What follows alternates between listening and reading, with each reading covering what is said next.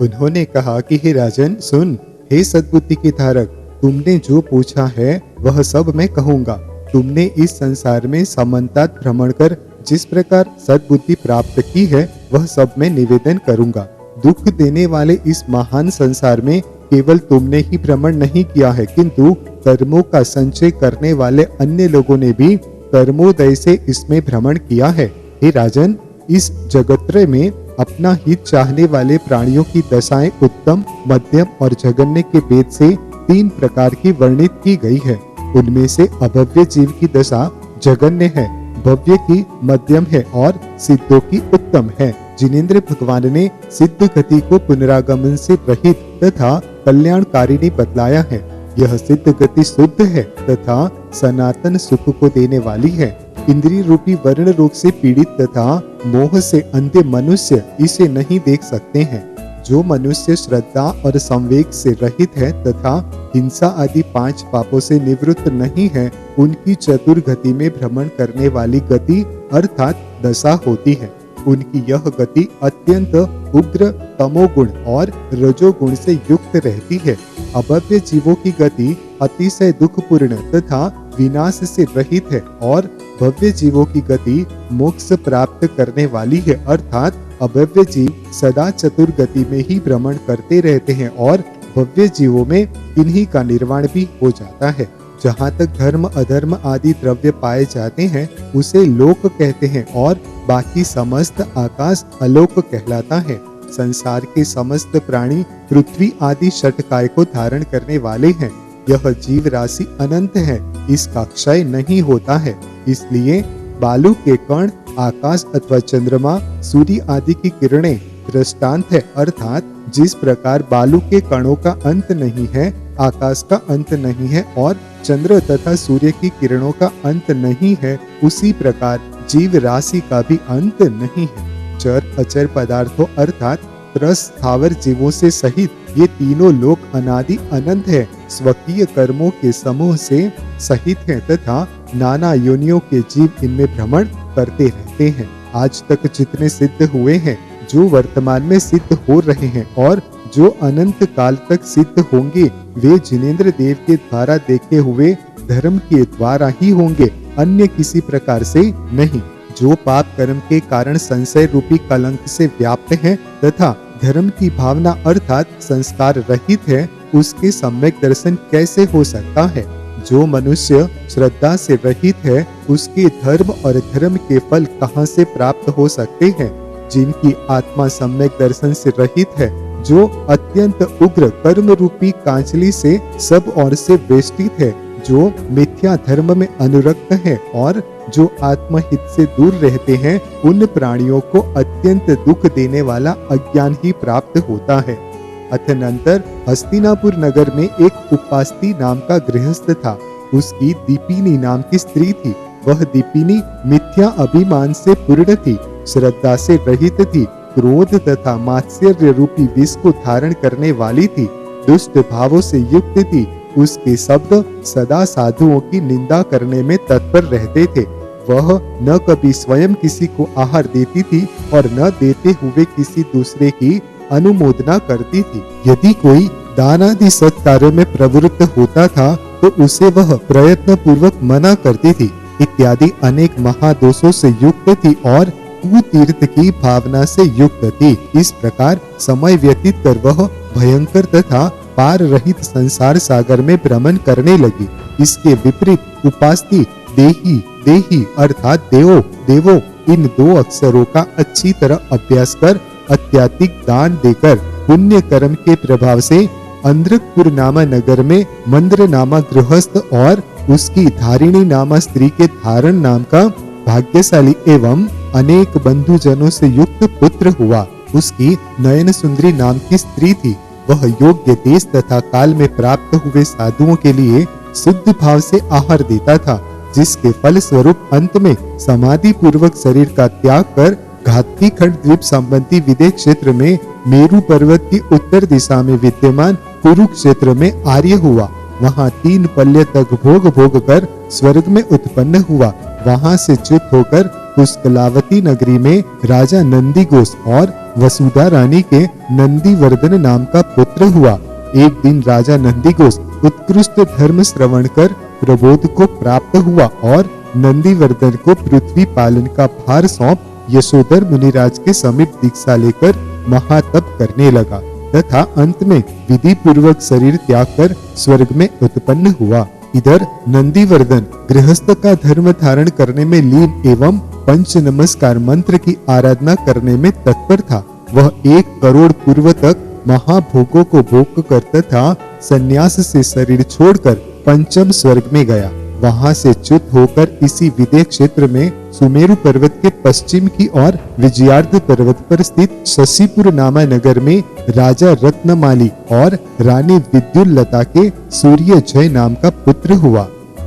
अतनंतर एक समय महाबलवान राजा रत्नमाली युद्ध करने के लिए उस सिंहपुर नगर की ओर चला जहाँ की राजा वज्रलोचन रहता था। वह दैदीप्यमान सुंदर रथ, पैदल सेना, हाथी, घोड़े तथा नाना प्रकार के शस्त्रों से अंधकार उत्पन्न करने वाले अत्यंत बलवान सामंतों से सहित था, जो क्रोध के कारण ओंठ डस रहा था, जिसके हाथ में धनुष था, जिसका शरीर कवच से आच्छादित था, जो आग्नेय विद्या से शत्रु का स्थान जलाना चाहता था, जो रथ के अग्रभाग पर आरूढ़ था, जो वेगशाली था एवं भयंकर आकार का धारक था। ऐसे उस रत्नमाली को आकाश में स्थित देख सहसा किसी देव ने इस प्रकार कहा कि हे रत्नमालिन, तूने यह क्या आरंभ कर रखा है? क्रोध को छोड़ और स्मरण कर, मैं तेरा पूर्व वृतांत कहता हूँ। इस भरत क्षेत्र की गांधारी नामा नगरी में एक भूति नाम का राजा था। उपमन्यु उसके पुरोहित का नाम था। राजा और पुरोहित दोनों ही मांस भोजी तथा नीच कार्य करने वाले थे। एक बार कमल गर्भ नामा मुनि का व्याख्यान सुन राजा भूति ने व्रत लिया कि अब मैं ऐसे पाप का आचरण फिर कभी नहीं करूंगा। इस व्रत के प्रभाव से उसने इतने पुण्य का संचय किया कि उससे स्वर्ग की 5 पल्ले प्रमाण आयु का बंध हो सकता था, परंतु उपमन्यु पुरोहित के उपदेश से उसका यह सब पुण्य भस्म भाव को प्राप्त हो गया, अर्थात नष्ट हो गया। उसने उस पुण्य भाव को छोड़ दिया। उसी समय शत्रुओं ने आक्रमण कर पुरोहित के साथ साथ उसे मार डाला। पुरोहित का जीव मरकर हाथी हुआ, सो युद्ध में घायल हो अन्य दुखी जीवों को जिसका मिलना दुर्लभ था, ऐसे पंच नमस्कार मंत्र को पाकर उसी गांधारी के राजा भूति के बुद्धिमान पुत्र की योजन गंधा नामा स्त्री के अरिसुदन नाम का पुत्र हुआ। कमल गर्भ मुनिराज के दर्शन कर अरिसुदन को पूर्व जन्म का स्मरण हुआ, जिससे विरक्त होकर उसने दीक्षा ले ली और मरकर सतार नामक 11वें स्वर्ग में देव हुआ। इस तरह मैं वही पुरोहित का जीव देव हूँ और तू राजा भूति का जीव मरकर मदारण्य नामा वन में मृग हुआ। सो वहाँ दावानल में जलकर उसने अकाम निर्जरा की, उसके फल स्वरूप वह क्लिंज नाम का नीच पुरुष हुआ। उस पर्याय में तूने जो दारुण कार्य किए, तीव्र पाप किए, उनके फल स्वरूप तू सरकरा प्रभा नामक दूसरे नरक गया। तदनंतर स्नेह के संस्कार से मैंने वहां जाकर तुझे संबोधा, जिसके प्रभाव से निकल कर तू यह रत्नमाली विद्याधर हुआ है। तूने क्या वे दुख नहीं पाए हैं? इस प्रकार देव के कहते ही रत्नमाली का मन नाना दुर्गतियों से भयभीत हो गया। इस वृतांत के सुनने से रत्नमाली का पुत्र सूर्यंजय भी परम वैराग्य को प्राप्त हो गया। इसलिए उस पुण्यात्मा के साथ ही साथ राजा रत्नमाली सूर्यजय के पुत्र कुलनंदन को राज्य देकर तिलक सुंदर नामा प्रशांत आचार्य की शरण में पहुंचा। तदनंतर सूर्यंजय तप कर महाशुक्र स्वर्ग में गया और वहां से च्युत होकर राजर्षि अनरण्य के दशरथ नाम का पुत्र हुआ। सर्वभूत हित मुनि कहते हैं कि तू थोड़े ही पुण्य के द्वारा उपास्ति आदि भवों में वट बीज की तरह सुबोधय से वृद्धि को प्राप्त हुआ है। तू राजा दशरथ उपास्ति का जीव है और नंदी वर्धन की पर्याय में जो तेरा पिता नंदी घोष था, वह तप कर ग्रेविक गया और वहां से च्युत होकर मैं सर्वभूत हित हुआ हूँ तथा उसके अनुकूल रहने वाले जो भूति और उपमन्यु के जीव थे, वे पुण्य के प्रभाव से क्रमशः राजा जनक एवं कनक हुए हैं। वास्तव में इस संसार में न तो कोई पर है और न अपना है। शुभ अशुभ कर्मों के कारण जीव का यह जन्म मरण रूप परिवर्तन होता रहता है। इस प्रकार पूर्व भव का वृतांत सुन अनरण्य का पुत्र राजा दशरथ प्रतिबोध को प्राप्त हुआ तथा सब प्रकार का संशय छोड़ विनीत हो संयम धारण करने के सन्मुख हुआ। संपूर्ण आदर के साथ उसने गुरु के चरणों की पूजा की, उन्हें प्रणाम किया और तदनंतर निर्मल हृदय हो नगर में प्रवेश किया। उसने मन में विचार किया कि यह महामंडलेश्वर का पद बुद्धिमान राम के लिए देकर मैं मुनिव्रत धारण करूं। धर्मात्मा तथा स्थिर चित्त का धारक राम अपने भाइयों के साथ, जिसके पूर्व पश्चिम तथा दक्षिण में 3 समुद्र हैं, ऐसी इस भरत क्षेत्र की पृथ्वी का पालन करने में समर्थ है।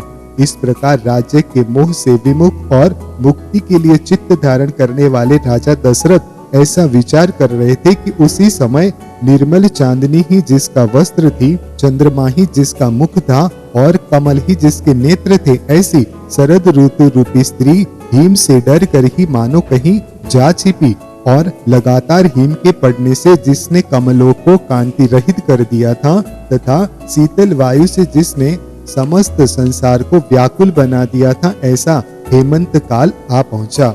जिनके ओंठ तथा पैरों के किनारे फट गए थे, जो पीठ पर पुराने चिंथड़े धारण किए हुए थे, जिनके दंत वीणा के समान शब्द कर रहे थे, जिनके मस्तक के बाल रूखे तथा बिखरे हुए थे, निरंतर अग्नि के तापने से जिनकी गोद तथा जांघें तीतर के पंख के समान मटमैली हो गई थी, जिनका चित्त पेट भरने की चिंता से दुखी रहता था, जो शरीर की कांति से पके हुए रुपुस फल के वलकल के समान श्याम वर्ण थे, दुष्ट भार्या के वचन रूपी शस्त्रों से जिनका हृदय छिल गया था, जो लकड़ी आदि के लाने में लगे रहते थे, जो दिन भर सूर्य के द्वारा तपाए जाते थे, जो कुल्हाड़ी आदि हथियारों को धारण करते थे तथा जो भट्ट पड़ जाने से कठोर कंदों का धारण करते थे तथा जो साग भाजी आदि से पेट भरते थे, ऐसे निर्धन मनुष्य जीर्ण शीर्ण कुटियों में उस हेमंत काल को बड़े कष्ट से व्यतीत करते थे। और इनसे विपरीत जो अक्षीण धन के कारण निश्चिंत थे, वे उत्तम महलों में रहते थे। शीत के समागम को हरने वाले तथा धूप की सुगंधि से सुवासित उत्कृष्ट वस्त्रों से उनके शरीर ढके रहते थे। स्वर्ण तथा चांदी आदि के पात्र में रखे हुए 6 रस के स्वादिष्ट सुगंधित तथा स्निग्ध आहार को लीला पूर्वक ग्रहण करते थे। उनके शरीर केसर से लिप्त तथा काला गुरु की धूप से सुवासित रहते थे। उनके नेत्र झरोखों की ओर झांका करते थे। वे गीत नृत्य आदि परम विनोद को प्राप्त होते रहते थे। माला तथा आभूषणों से युक्त रहते थे। सुभाषितों के कहने में तत्पर रहते थे और विनीत कला निपुण तथा सुंदर रूप की धारक उत्तम स्त्रियों के साथ पुण्योदय से क्रीड़ा करते थे। आचार्य कहते हैं कि इस संसार में पुण्य से सुख प्राप्त होता है और पाप से दुख मिलता है। प्राणी अपने कर्मों के अनुरूप ही सब प्रकार का फल प्राप्त करते हैं। तदनंतर उस समय संसार वास से अत्यंत भयभीत राजा दशरथ मुक्ति रूपी स्त्री के आलिंगन की आकांक्षा करते हुए भोग वस्तुओं से विरक्त हो गए। जिसने पृथ्वी पर घुटने और हस्त टेक कर नमस्कार किया था, ऐसे द्वारपाल को उन्होंने तत्काल आज्ञा दी कि हे भद्र, मंत्रियों से सहित अपने सामंतों को बुला लाओ। द्वारपाल ने द्वार पर अपने ही समान दूसरे पुरुष को नियुक्त कर राजाज्ञा का पालन किया। सामंत और मंत्रीगण आकर तथा नमस्कार कर यथास्थान बैठ गए। उन्होंने राजा से कहा कि हे नाथ, आज्ञा दीजिए, क्या कार्य है। तब राजा ने विनय से भरी सभा से कहा कि मैंने निश्चय किया है कि दीक्षा धारण करूं। तदनंतर मंत्रियों तथा गण्यमान्य प्रमुख राजाओं ने कहा कि हे नाथ, इस समय आपकी ऐसी बुद्धि के उत्पन्न होने में क्या कारण है। तब राजा ने कहा कि अये, यह समस्त संसार सूखे तृण के समान निरंतर मृत्यु रूपी अग्नि से जल रहा है। इस बात को आप प्रत्यक्ष देख रहे हैं। आज मैंने अभी अभी मुनिराज के मुख से जिनेन्द्र प्रणीत उस शास्त्र का श्रवण किया है कि जिसे अभव्य जीव ग्रहण नहीं कर सकते, जो भव्य जीवों के ग्रहण करने योग्य है। सूर और असुर जिसे नमस्कार करते हैं, जो प्रशस्त है, मोक्ष सुख को देने वाला है, 3 लोक में प्रकट है, सूक्ष्म है, विशुद्ध है तथा उपमा से रहित है, समस्त भावों में सम्यक भाव ही उत्कृष्ट तथा निर्मल भाव है। यही मुक्ति का मार्ग है। गुरु चरणों के प्रसाद से आज मैंने उसे प्राप्त किया है, जिसमें नाना जन्म रूपी बड़े बड़े भंवर उठ रहे हैं, जो मोह रूपी कीचड़ से भरी है, कुतर्क रूपी मगरमच्छों से व्याप्त है, महादुख रूपी तरंगों से युक्त है, मृत्यु रूपी वल्कलों से सहित है, मिथ्यात्व रूपी जल से भरी है, जिसमें रुदन रूपी भयंकर शब्द हो रहा है, जो विधर्म अर्थात मिथ्या धर्म रूपी वेग से बह रही है तथा नरक रूपी समुद्र के पास जा रही है। ऐसी संसार रूपी नदी का स्मरण कर देखो, भय से मेरे अंग सब ओर से कंपित हो रहे हैं।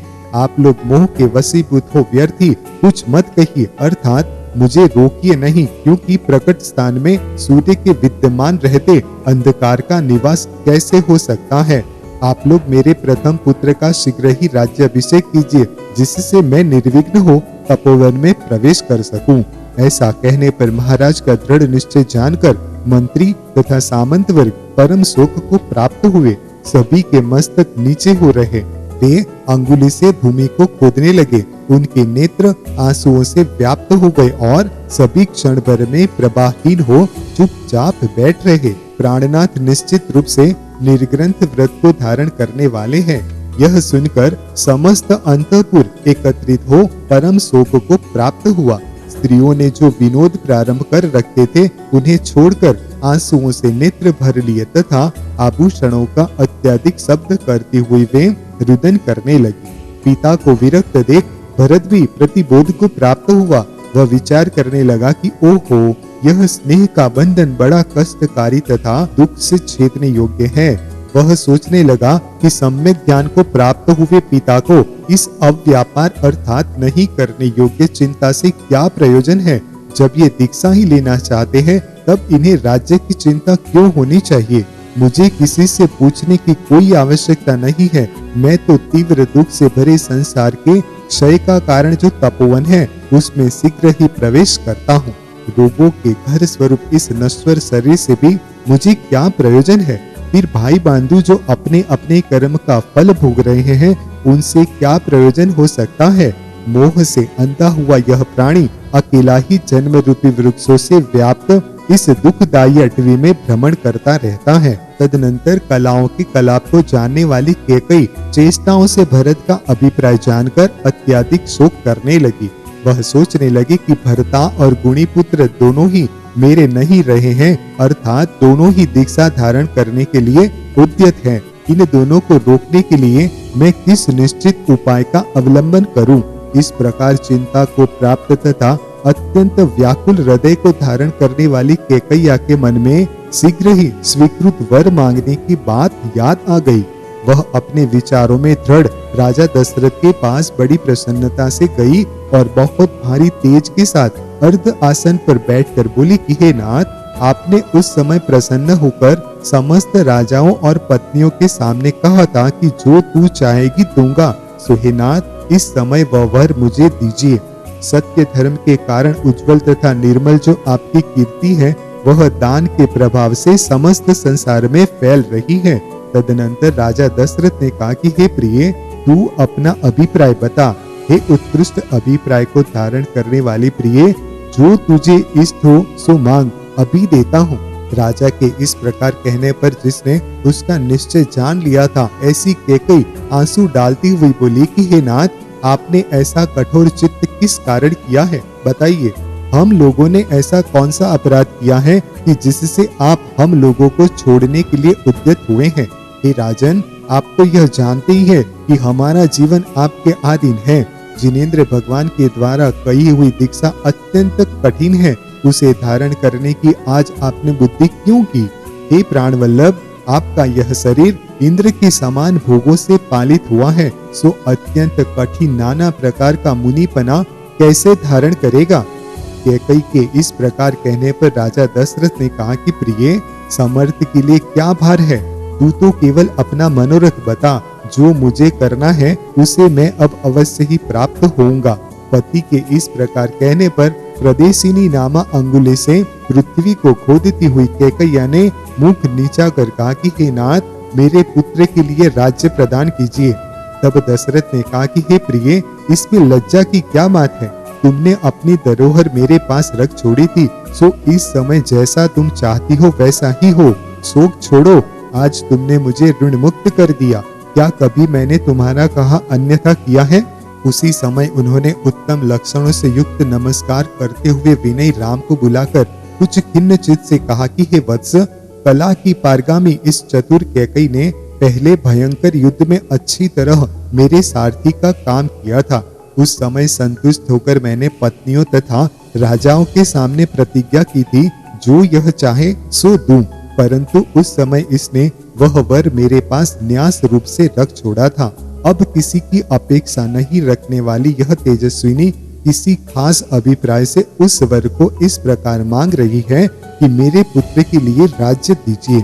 उस समय प्रतिज्ञा कर इस समय यदि इसके लिए इसकी इच्छा अनुसार वर नहीं देता हूँ, तो संसार के आलम्बन से उन्मुक्त होकर भरत दीक्षा ले लेगा और यह पुत्र के शोक से प्राण छोड़ देगी तथा असत्य व्यवहार के कारण उत्पन्न हुई मेरी अपकीर्ति इस संसार में सर्वत्र फैल जाएगी। साथ ही यह मर्यादा भी नहीं है कि समर्थ बड़े पुत्र को छोड़कर छोटे पुत्र को राज्य लक्ष्मी रूपी स्त्री का समागम प्राप्त कराया जाए।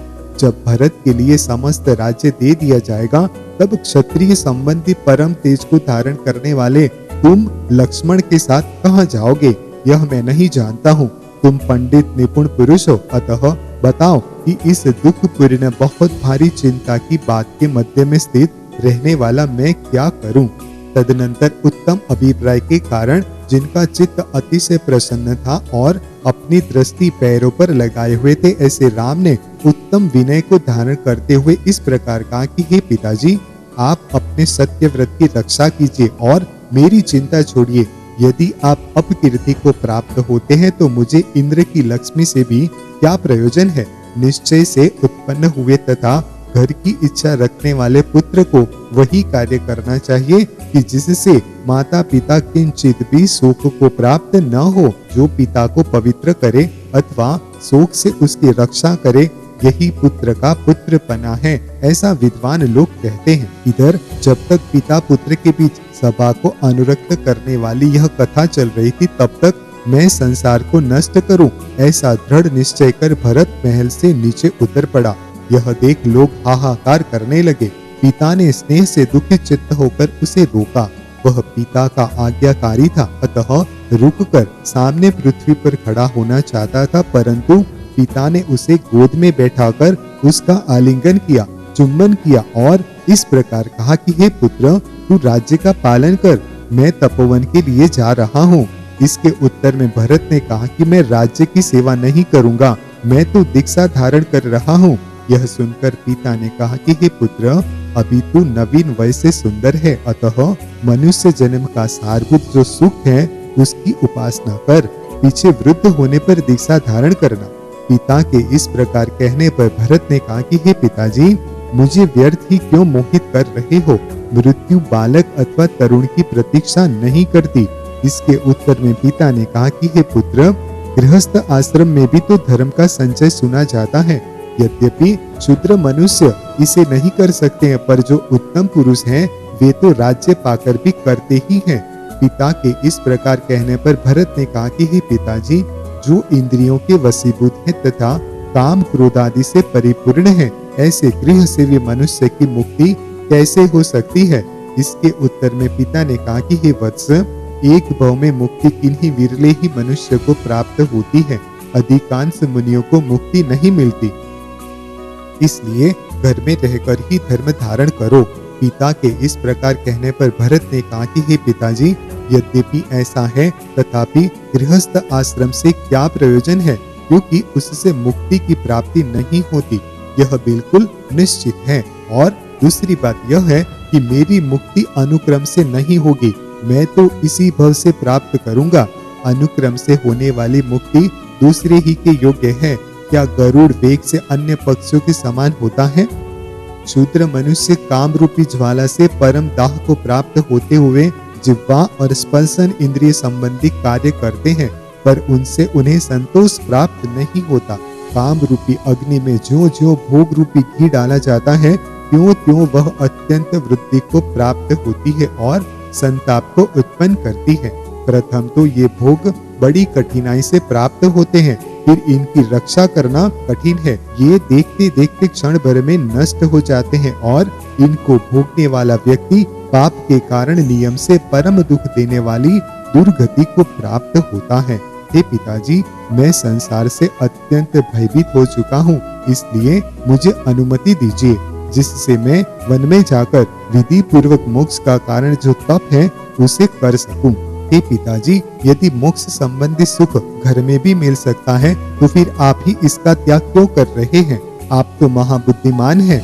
जो पुत्र को दुख से तारे और तप की अनुमोदना करे, यही तात का तात बना है, ऐसा विद्वान लोग कहते हैं। यह जीव आयु, स्त्री, मित्र आदि इष्टजन, पिता, माता, धन और भाई आदि को छोड़कर अकेला ही जाता है। जो अभागा चिरकाल तक देवों के भोग भोगने पर भी संतुष्ट नहीं हो सका, वह मनुष्य भोग के तुच्छ भोगों से किस प्रकार संतोष प्राप्त करेगा? पिता दशरथ भरत के उक्त वचन सुनकर गदगद हो गए। हर्ष से उनके शरीर में रोमांच निकल आए। वे बोले कि हे वत्स, तू धन्य है, सचमुच ही तू प्रतिबोध को प्राप्त हुआ है और तू उत्तम भव्य है। फिर भी हे धीर, तूने कभी भी मेरे स्नेह का भंग नहीं किया। तू विनयी मनुष्यों में सर्वश्रेष्ठ है। सुन, एक बार युद्ध में मेरे प्राणों का संशय उपस्थित हुआ था। उस समय तेरी माता ने सारथी का कार्य कर मेरी रक्षा की थी। उससे संतुष्ट होकर मैंने अनेक राजाओं के समक्ष प्रतिज्ञा की थी कि यह जो कुछ चाहेगी वह दूंगा। मेरे ऊपर इसका यह बहुत पुराना ऋण था, सो इसने आज मुझसे मांगा है। इसने बड़े सम्मान के साथ कहा है कि मेरे पुत्र के लिए राज्य दीजिए।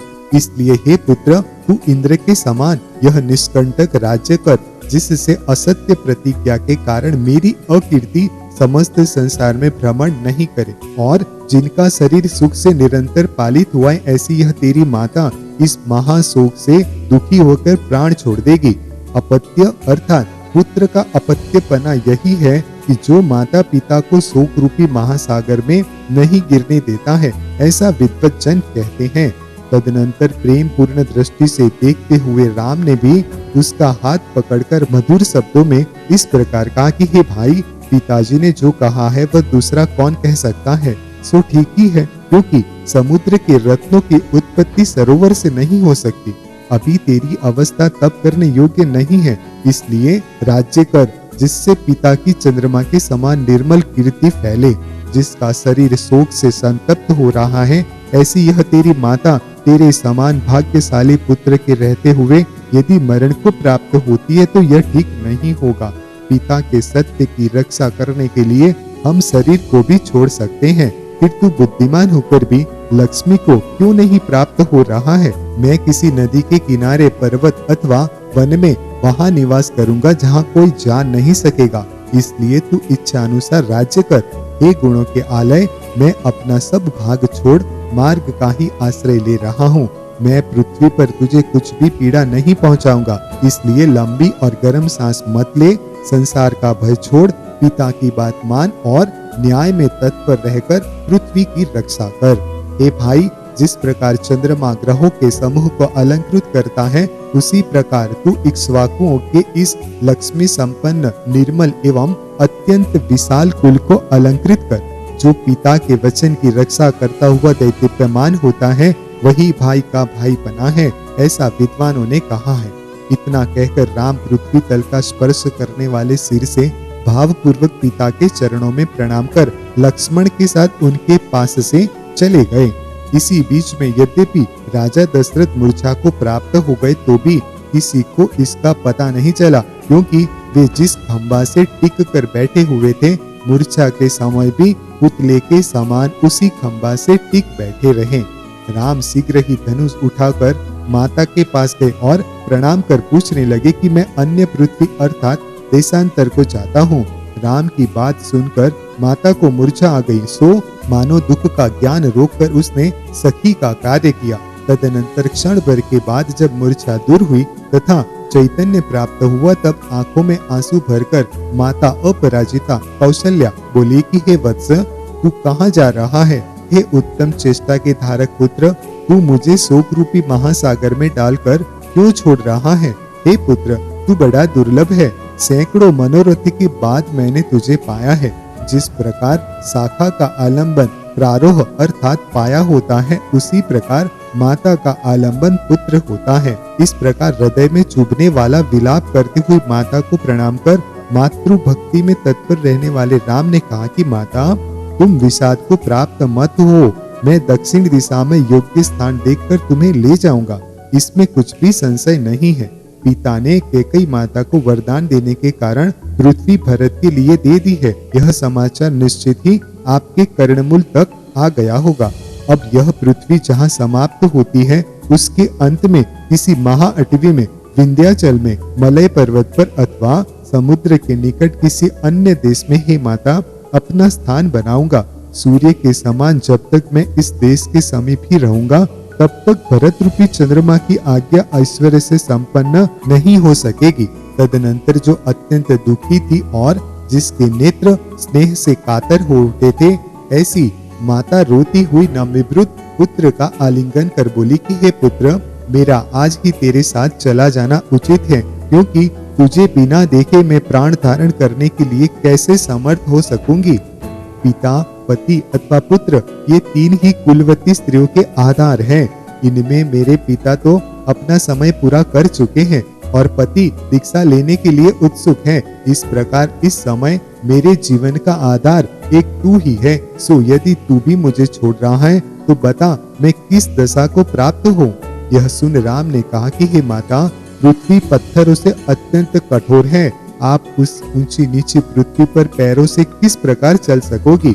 इसलिए मैं अभी अकेला ही जाता हूँ, फिर सुखकारी कोई स्थान ठीक कर किसी यान के द्वारा आपको वहाँ ले जाऊंगा। अतः आपका छोड़ना कैसे हुआ? हे माता, मैं आपके चरणों का स्पर्श कर कहता हूँ कि मैं आपको ले जाने के लिए अवश्य ही आऊंगा। हे कार्य के समझने में निपुण माता, इस समय मुझे छोड़ दे। राम के ऐसा कहने पर माता ने उन्हें छोड़ दिया और अनेक हितकारी वचन कहकर उन्हें सांत्वना दी। अब तक पिता दशरथ प्रबोध को प्राप्त हो चुके थे, इसलिए राम ने पुनः पास जाकर उन्हें प्रणाम किया। अपराजिता के सिवाय अन्य माताओं को नमस्कार कर अनेक मधुर वचनों से उन्हें सांत्वना दी। भाई बंधुओं का आलिंगन कर उनके साथ मधुर संभाषण किया और तदनंतर जिनका उदार हृदय विषाद से रहित था तथा जो सर्व प्रकार के न्याय में निपुण थे, ऐसे राम हृदय को प्रेम से भरकर सीता के महल में पहुँचे।